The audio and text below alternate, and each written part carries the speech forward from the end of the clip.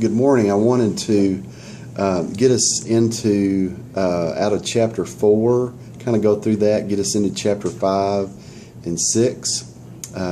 Chapter 4 is the financing addendum, the financing paragraph. Sorry about that.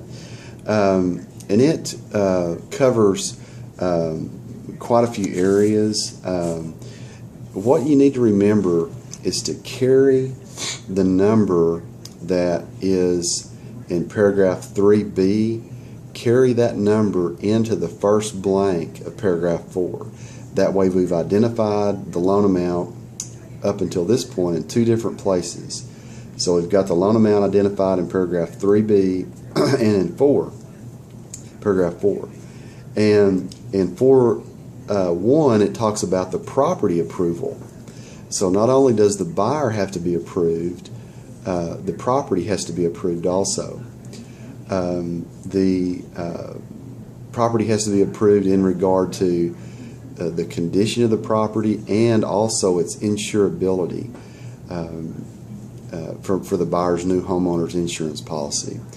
FHA, VA get into a little bit more detail on repairs. The property has to meet some minimum standards. What FHA, VA appraisers look for is peeling paint, rotted wood, cracked window panes, things like that. The appraiser, where all this comes from, is the appraiser is the eyes and ears for the bank. So the bank has to make sure that they're adequately collateralized on this note.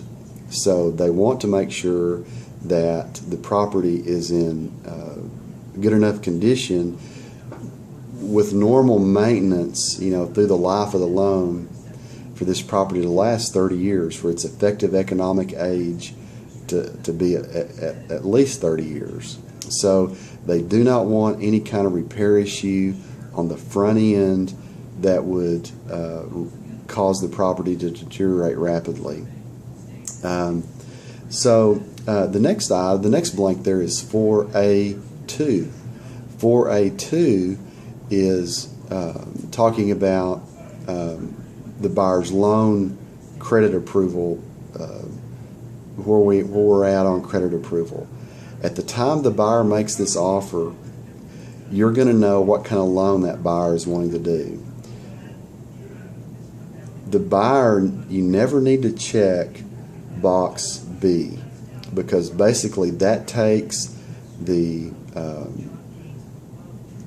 credit approval process out of this contract. So the buyer is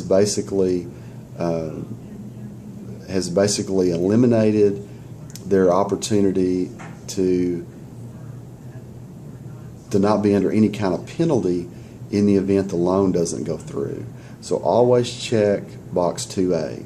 The book goes into and talks about the hard choice, and that is the box you don't want to check.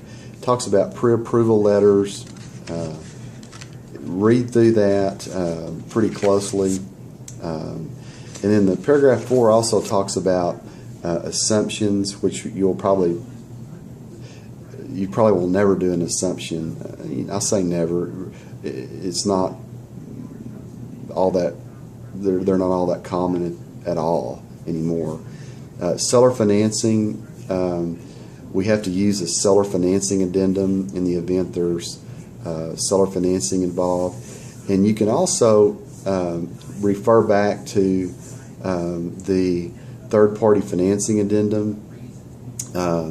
You can actually print that off of your homework assignment that's due today. This is Friday. You can print that off and look at that third-party financing addendum. The third-party financing addendum further details the type of loan the buyer is trying to obtain. So you would, if the buyer is getting a conventional loan, then you would complete the conventional paragraph.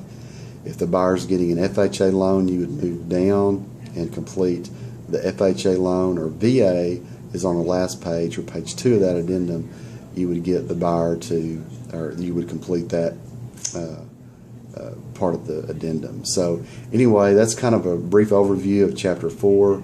I'll be putting 5 and 6 on a little bit later to get those out of the way also. So anyway, thanks a lot. Hope these are helping you.